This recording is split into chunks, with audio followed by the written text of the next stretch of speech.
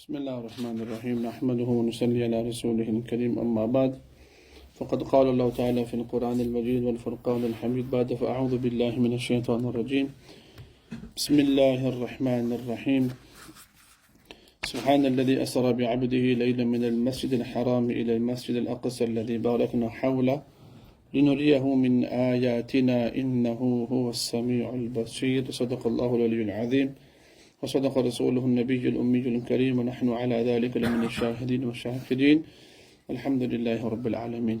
Inshallah, in the short time that we share today, just want to discuss a few points regarding the virtue of Masjid al-Aqsā. So it instills within our mind the importance of Masjid al-Aqsā. Aqsā, it means far away. Adna means close. The word dunya means from the word dunubun, which means close, hence it is called dunya. Akhirat means far away as well, hence it's called second. Akhirat, after, akhir. And Aqsā, it means the furthest masjid. So you got Masjid al-Haram, which is close, Masjid al-Nabawi Sharif, which is close, and Masjid al-Aqsā, it is in Sham, it is far away. So Masjid al-Aqsā is amongst one of the holiest sites of Islam on the face of this earth. So there's many unique fadail, just khas with Masjid al-Aqsā. And when we look at Masjid al-Aqsā, we just tend to think it's like, the silverish, darkish dome on the southeast side of Masjid al-Aqsā compound. This is not true. Masjid al-Aqsā, actually, the Haram Sharif, it's the compound of Masjid al-Aqsā area. So in there you have Masjid al-Marwani, Masjid al-Qibli, Qubbat al-Sakhra, Masjid al-Buraq, Masjid all of these are inside that area. So anywhere within that compound, when a person prays his namaz, he is praying in the Masjid al-Aqsā area. So Masjid al-Qibli is something which now it is used to pray because it's direct, facing towards Haram Sharif, Makkah. The Qibla is direct, that's on one side, but rather the whole area is known as Masjid al-Aqsā. So the Dome of the Rock is Masjid al-Aqsā also area. So Masjid al-Qibli, the 17 gates leading into it, the 4 minarets around it, all of this is the Haram Sharif. Allah Pak give all of us tawfiq, allow us the tawfiq to go there, inshaAllah, with afiyat, with sihat, with ease. So there's some unique things about Masjid al-Aqsā as well, but that's maybe another time we'll discuss them things, inshaAllah. So briefly understanding the importance of Masjid al-Aqsā, Rasulullah, Hazrat Zayd ibn Thabit radhiyallahu anhu narrates that kunna inda Rasulullah sallallahu alayhi wa sallam نُوَلِّفُ الْقُرْآنَ مِنَ الرِّقَاعِ. Okay, we were once with Rasulullah sallallahu alayhi wasallam, and we were collecting the Quran on pieces of cloths. فقال رسول الله صلى الله عليه وسلم طوبى للشام فقلنا لأي ذلك يا رسول الله. So when all of a sudden the Prophet ﷺ said, glad tiding for Sham. Tuba means like a dua, basharat, glad tiding is for Sham. So the Sahaba Ikram said, why is that, O Rasulullah? Why are you giving glad tidings for Sham? So then the Rasulullah replied in return, Inna malaikata ar-Rahmani basitatun ajnihataha alayha. So Rasulullah replied, sallallahu alaihi wasallam, hadith of Tirmidhi Sharif, Sahih hadith, that the angels of Rahman spread their wings over Sham. So Sham is what we translate loosely as Syria today, but this is not the whole of Sham. Sham included many areas, and also Palestine, Palestine, Al-Quds Sharif, Masjid al-Aqsā also comes under Sham as well.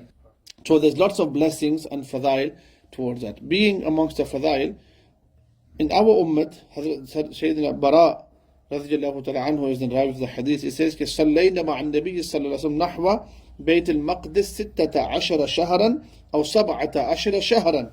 We prayed towards Bayt al-Maqdis. Bayt al-Maqdis basically means Jerusalem.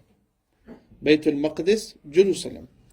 And the word Muqaddas, which means blessed. Bayt al-Muqaddas or Bayt al-Maqdis, the blessed house, the blessed area. Ard al-Muqaddasa, the blessed land. This is all talking about Jerusalem. That's why even Hazrat Musa alayhi salatu wasalam, whose qabr, but not his qabr, there's a maqam Musa, approximately 6 or 7 miles away from Jericho. So it's known as Maqam Musa. Maqam Musa meaning the place of Musa alayhi salam. So nobody knows whether it is his qabr or not.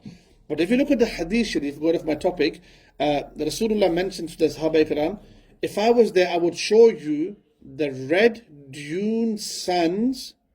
Under the red dune sands on the side of the road is the qabr of Musa alayhi salam. So alhamdulillah, Allah's fadl, Allah Pak has taken me there twice. I have seen that area and it's exactly same as the Hadith Sharif mentioned. Very similar. So nobody, all the qubur in the world, we can't say 100% that them qabrs belong to that Prophet except Nabi sallallahu alayhi wasallam. That's the only qabr we can say 100% authentic, that this is the qabr of Rasulullah and this is where he is resting sallallahu alayhi wasallam. Every other qabr, la nusaddiq wa la nukadhib. We can't say 100% it is, nor can we deny it. You know, you'll have the qabr of Yusha bin Nun alayhi salam. I've been to the qabr in Palestine, but then Turkey says we have Yusha bin Nun in our country, in Istanbul as well. So who do you believe? There's qabr of Dawood alayhi salam. There's similarly in Hebron, al-Khalil, you have the qabr of Ibrahim alayhi salam, Yusuf alayhi salam, Ishaq alayhi salam, Bibi Sarah alayhi salam, Baby Rachel, her qabr is there, the wife of Hazrat Ishaq alayhi salam, and so on and so forth. So you can't say 100% it's the qabr. There's no tawatur behind it. Similarly, Hazrat Yunus alayhi salatu salam's maqam is also there near the sea in Jerusalem. So Rasulullah sallallahu alaihi wasallam, the hadith here, Bara ibn Azim mentions, Rasulullah, during when namaz became farz upon him, the whole stay of Makkah Sharif, Rasulullah was instructed to face Baytul Maqdis for namaz. Baytullah is in front of him, but he's instructed by Allah, you have to face Baytul Maqdis to pray salah. Because the Prophet ﷺ had love for Baytullah, Masjid al-Haram, so he used to face Baytul Maqdis in such a way that Baytullah was in front of him. So even when they migrate to the Medina Sharif, then Sahaba Ikram thought maybe now we will face Baytullah in Makkah. Even then, for 16 or 17 months, they had to face Baytul Maqdis, Jerusalem, Masjid al-Aqsā. And then later, Masjid al-Qiblatain is where the namaz, it changed. So when a person travels for a particular masjid, I'm going to do safar to a masjid, in the hadith from Muslim Sharif we learn, only for 3 masjids are you allowed to make a safar to go to. You can't say, oh, I want to go to Abu Dhabi. Why? I want to go and visit, Shaykh Zayed Masjid. That's my reason. No. I'm going to Pakistan. Why? I'm going to go see Shah Faisal Masjid only. This is not allowed. Only for 3 masjids in the world are you allowed to travel for that reason of visiting the masjid. And this is the hadith of Rasulullah sallallahu alaihi wasallam. La tashuddu rihal illa ila thalathati masajid. Do not undertake a journey to visit any masjid exclusively except for 3. Number 1, Masjidi Hada, the masjid of Rasulullah sallallahu alaihi wasallam. Masjid Nabawi Sharif. Allah Pak hum sab ko waha bar aafiyat aur sehat ke sath, qabooliyat ke sath waha hazri naseeb farma de. Number 2, wa Masjid al-Haram, and then Baytullah in Haram Sharif. And number 3, wa Masjid al-Aqsā, and the Masjid al-Aqsā. Hazrat Abu Darda radiyallahu ta'ala anhu, the Rawi of the hadith, he says, فَضْلُ الصَّلَاةِ فِي الْمَسْجِدِ الْحَرَامِ عَلَى غَيْرِهِ مِئَةُ أَلْفِ صَلَاةٍ. One namaz in Masjid al-Haram is 100,000 namaz. 100,000 namaz. Ek namaz, Masjid al-Haram, Makkah Sharif mein. And isme bahas hai, there's a ikhtilaf amongst the fuqaha. Is it just namaz with the imam in the haram, or whether you pray in your hotel? So there's a big discussion in Fadail Hajj by Hazrat Shaykh Zakaria Sahib rahmatullah. Different aqwal of Ahnaf and Shawafi and Hanabila, etc. and different fuqaha mentioned. But the Jamhur, meaning the consensus, the majority of the people are, even if you pray in your hotel room 2 rakat nafil, you get the reward of 100,000. And is it just for namaz or any amal? And again, ulama have differed. and the majority Rai is any amal is multiplied 100,000 times. So when a person goes for Umrah and he prays Quran, one Quran khatam is 100,000 Quran khatams. One Subhanallah is 100,000 Subhanallah. But similarly, in any place when the good deeds are multiplied, guna are also multiplied as well. So a person does one guna in Masjid al-Haram, it's also multiplied. Allah Pak protect us from this. So the reward 100,000. And then Rasulullah said sallallahu alayhi wa sallam, فضل الصلاة في المسجد الحرام على غيره 100,000 صلاة وفي مسجدي 1,000 صلاة. And one namaz in Masjid Nabawi Sharif is 1,000 namaz. 1,000 namaz. I pray namaz in my home, one reward. I pray in the masjid, 25 or 27. One namaz in Masjid al-Haram, 100,000. One namaz in Masjid Nabawi Sharif, 1,000. And وفي مسجد بيت المقدس 500 صلاة. And one namaz in Masjid al-Aqsā is worth 500 times more reward than anywhere else. So this also shows the importance of praying inside Masjid al-Aqsā. And again, I'll say not Masjid al-Aqsā within Masjid Qiblah today, but the sanctuary of Masjid al-Aqsā, the whole compound, which you can see inside the images. And Masjid al-Aqsā, देखो इसमें एक बहस, again there's a different opinion. Who built Masjid al-Aqsā? So in riwayat we say, some say angels built it, some say Adam alayhi salatu wasalam built it, Ibrahim alayhi salatu wasalam built it, Sulaiman alayhi salatu wasalam completed it upon the building of Dawood alayhi salam. So there's different narrations in regards to this.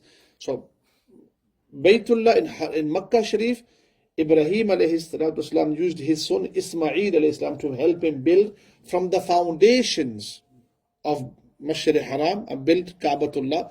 And in Palestine, in Al-Quds Sharif, he used himself with his second son, Ishaq alayhi salam, to build from the foundation of Masjid al-Aqsā Sharif. So this is an opinion also.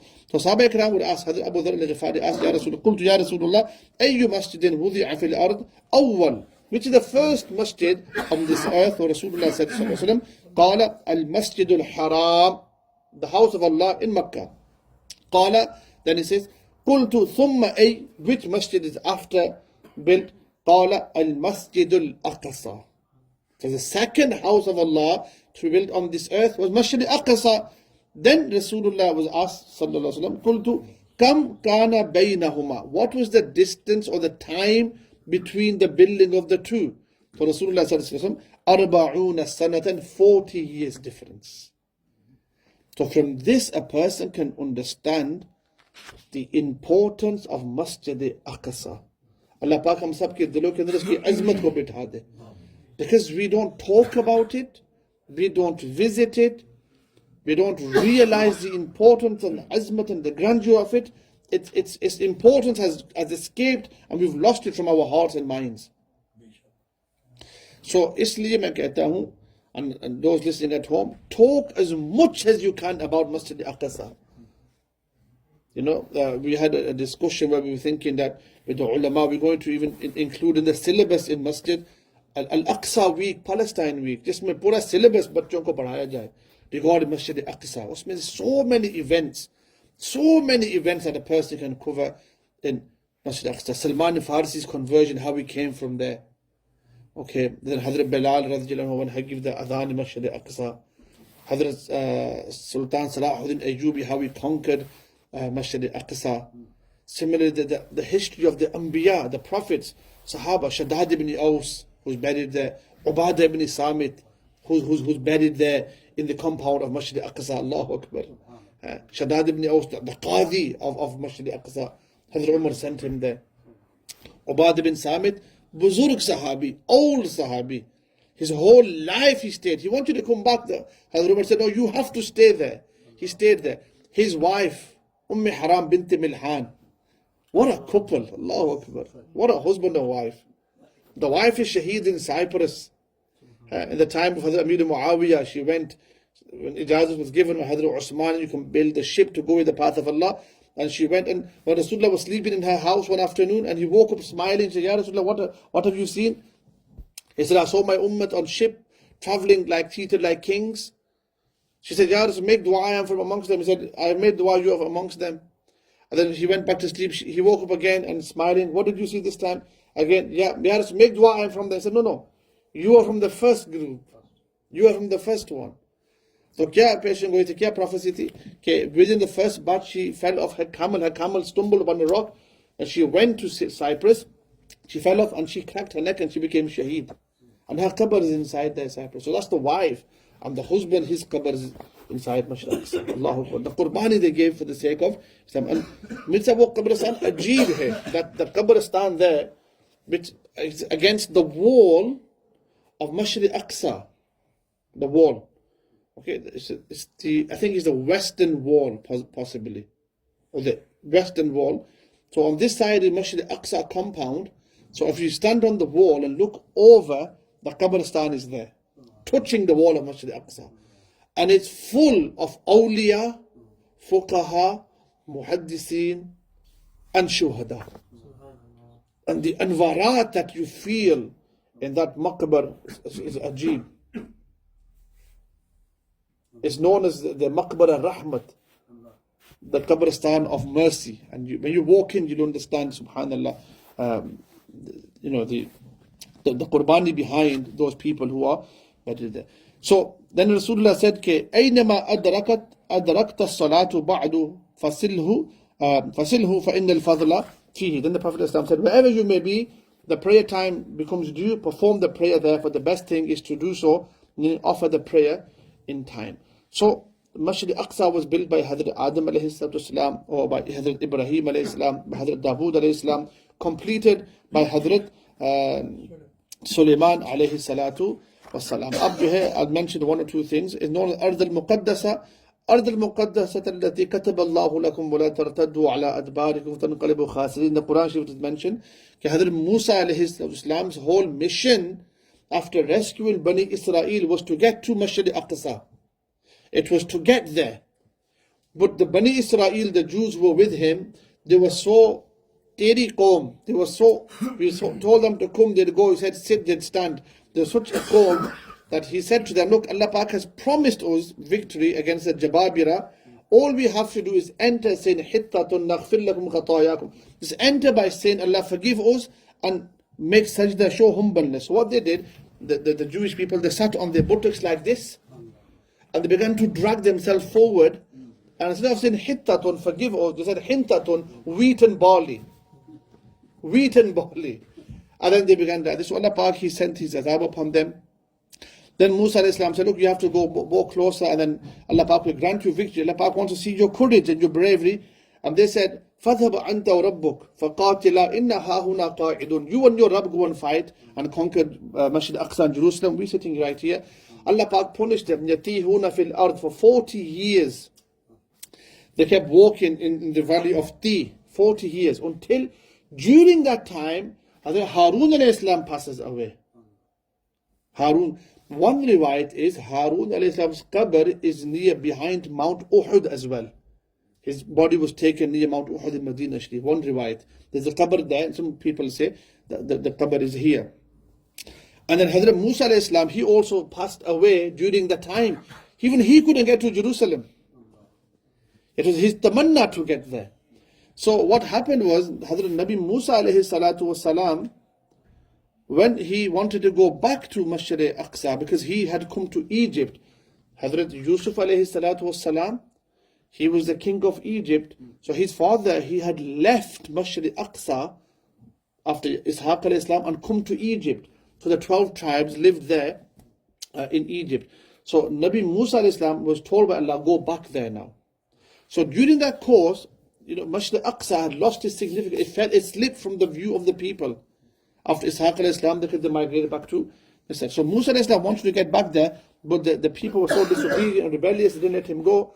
So when he was about to die, so Malakul Maut came, Mashhur Qissa hai, Malakul Maut said, I've come to take your soul. Nabi Musa punched him in the face. His eye fell out. He went to Allah Pak, who have you sent me to? This person punched me in the face.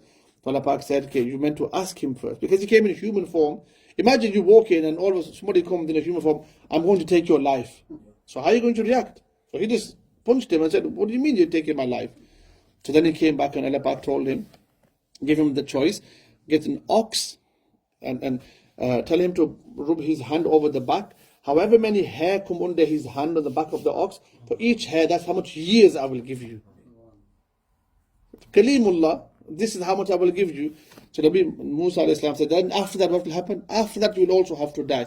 He said, if that's the case, then take my rule now. But let me get close. It's not promised for me to get to Masjid al-Aqsā, but take me very close to it. So Malak al-Maut allowed him to go so close that from that Jerusalem, it's a stone throw away, and his qabr was made just outside there, outside Jerusalem. So, Ard al-Muqaddasa is sacred for all Muslims. Masjid al-Aqsā, second oldest masjid in Islam.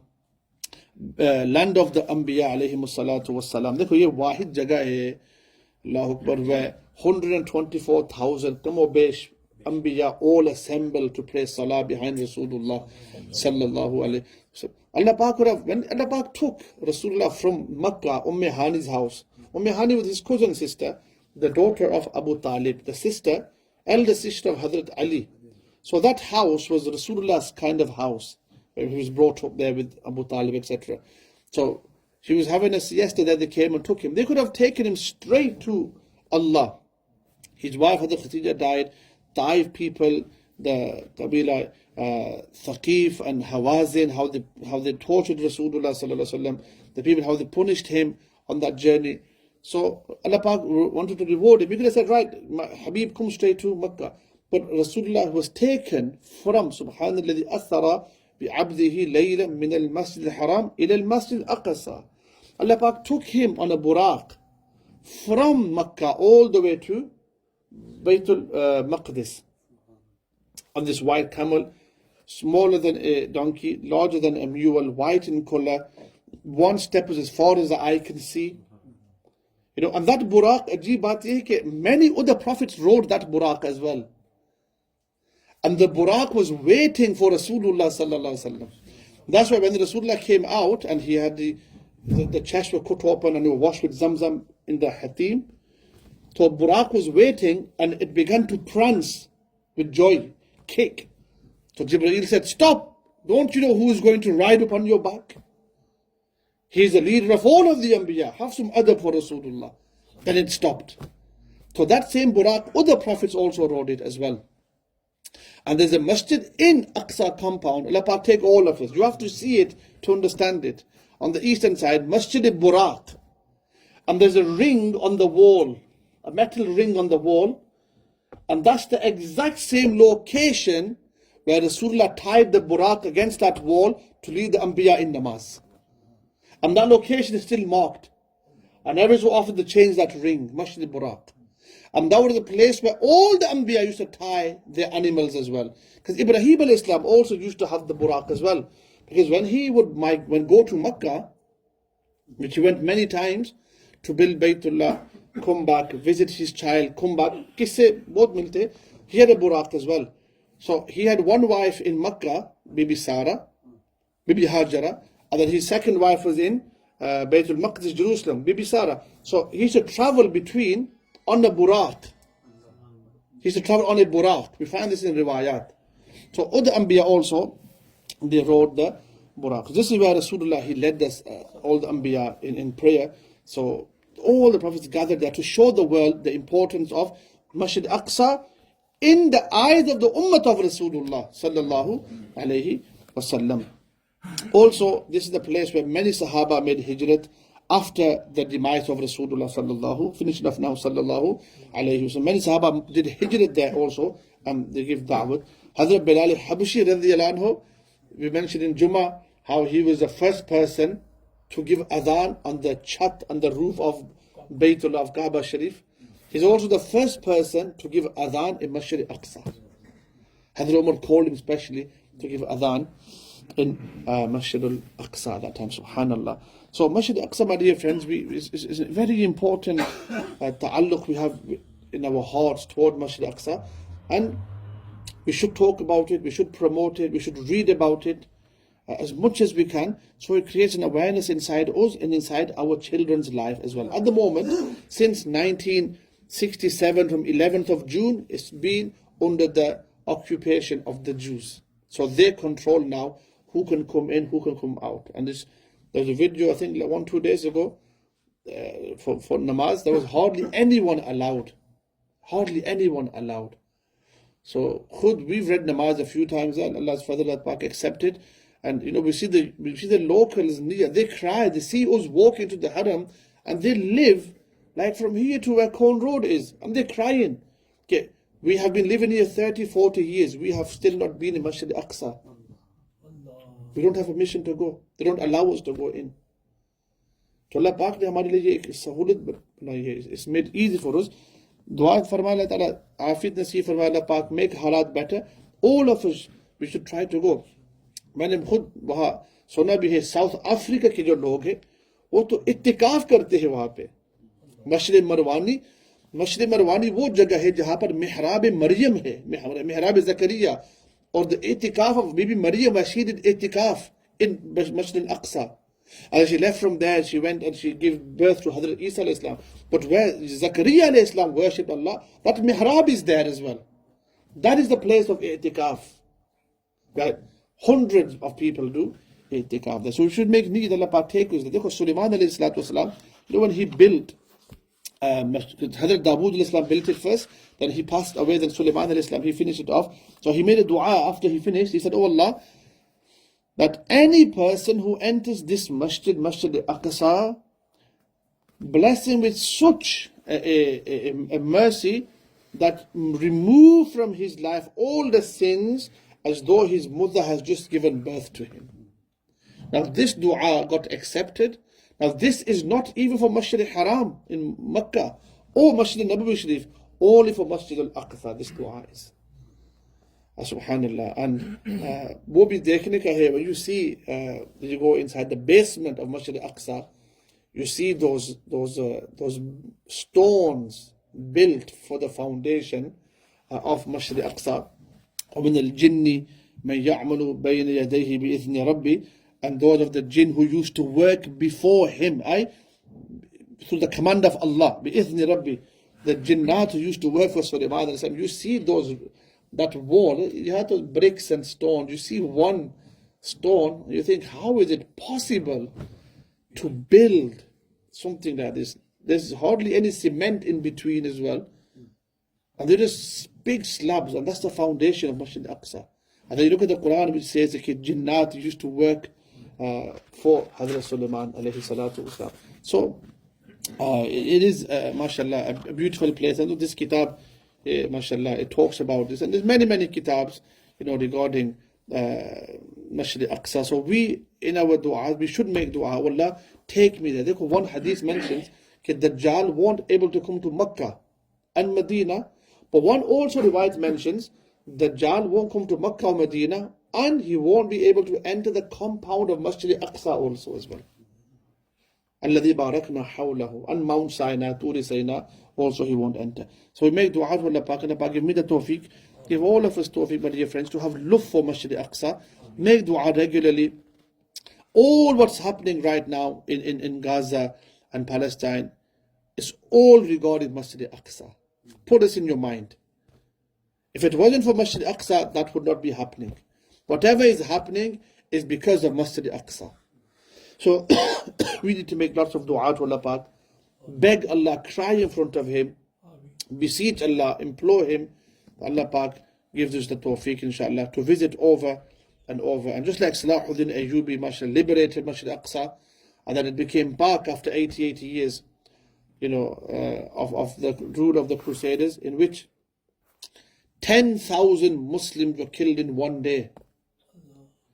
10,000 Muslims were killed in one day. Now we know there's 11,000 that have been killed, but there was 10. That was even more than what it is now. 10,000 in one day. And then Allah Pak, granted Masjid al-Aqsā back to the believers. Hazrat Thanvi ka aakhiri baat keh ke baat khatam karta hu. Hazrat Thanvi mentioned, rahmatullah alayh, okay, I think I mentioned this before as well. Hazrat Thanvi says, Baytullah in Makkah Sharif, Allah Pak has made a promise of protecting that. He made a promise of protecting that. Abraha came to attack, Allah Pak protected it, etc. But Masjid al-Aqsā, the halat there depend on the ummah of Rasulullah sallallahu alaihi wasallam. If our a'mal become good, Masjid al-Aqsā will be liberated. And if our a'mal become kharab and corrupt, Allah Pak will make halat difficult for people of Masjid al-Aqsā as well.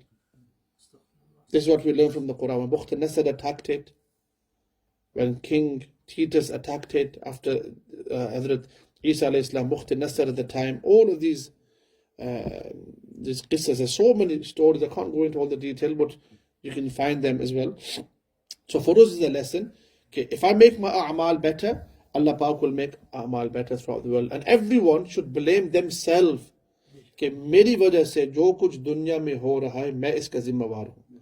I am the responsible. When a person takes that board upon his head, then he will able to have fikr, Quran, dard for the ummah, and he'll begin to be motivated to work hard. If he thinks that unke gunaah ki saza hai, unko bhugatne do, then he'll feel that I've got nothing to do with this matter. No. You have to feel I am responsible for this. When a person takes it upon himself, then he'll be motivated to do as much as he can for the ummah of Rasulullah sallallahu alayhi wa sallam. Allah Pak make it easy for everyone, for all the ummah of Rasulullah sallallahu alayhi wa sallam. Utilize all of us to do khidmat for deen. Allah Pak has given us this life. We should utilize this life as many khidmat and a'mal salihah for the sake of deen. Allah Pak give me the tawfiq in all of us. Akhiru da'wana. Alhamdulillah Rabbil Alameen. Sallallahu alayhi wa sallam.